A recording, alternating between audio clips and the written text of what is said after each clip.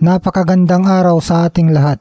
Handler ni Inoue na si Hideyuki Ohashi palag-palag na ipalaban si Inoue kay Casimero, pero may kondisyon. Maging champion daw muna si Casimero at dapat marami daw mag-demand na paglabanin sila para ikasang laban nila. Kaya pala dahil dito ay nagpayag ang kampo ni Casimero na plano nilang maging world champion bago matapos ang taon na ito o early next year. Pero dahil hawak lahat ng belt ni Inoue sa Super Bantamweight Division, ay syempre hindi makakakuha ng kampiyonato si Casimero sa Super Bantam. Kaya ibig sabihin sa Featherweight Division kukuha ng kampiyonato si Casimero. Kaya malamang ang next fight ni Casimero ay sa Featherweight na nga. Marami namang boxing fans ang naghihinala na tila pinatatandaan muna si Casimero na kasalukuyang 37 taong gulang na bago siya tuluyang harapin ni Inoue para mas malaki ang bentahe ng Hapon. Samantala naghint na nga si Casimero na ang sunod na mga kalaban niya ay maliit lang o hindi matangkad at hindi makakatakbo. Kaya sa mga description ni Casimero ay mukhang si Nick Ball ang tinutukoy niya. Maliit lang o hindi matangkad. Si Nick Ball ay 5'2 lamang, hindi makakatakbo. Kilala si Nick Ball bilang isang forward pressure fighter, hindi marunong umurong o sumayaw sa lona.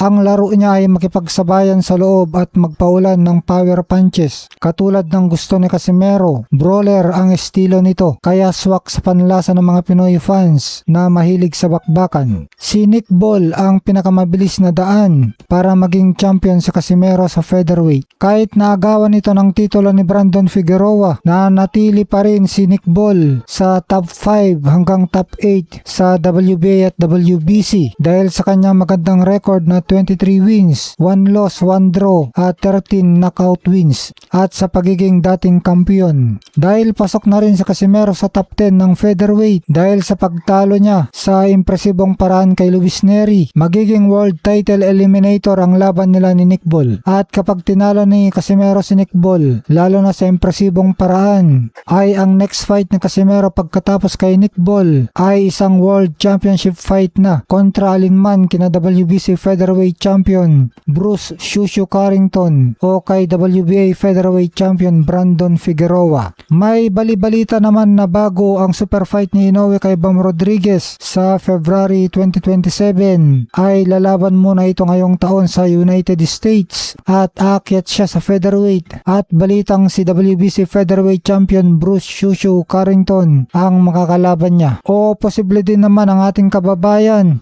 na number 1 sa WBO sa Super Bantamweight Division na si Wonderboy Carmes Martin ang mga kalaban ni Inoue. Pero kung si WBC Featherweight Champion Bruce Shushu Carrington ang kakalabanin ni Inoue, ay kita-kits na lang sila ni Casimero sa Featherweight Division next year.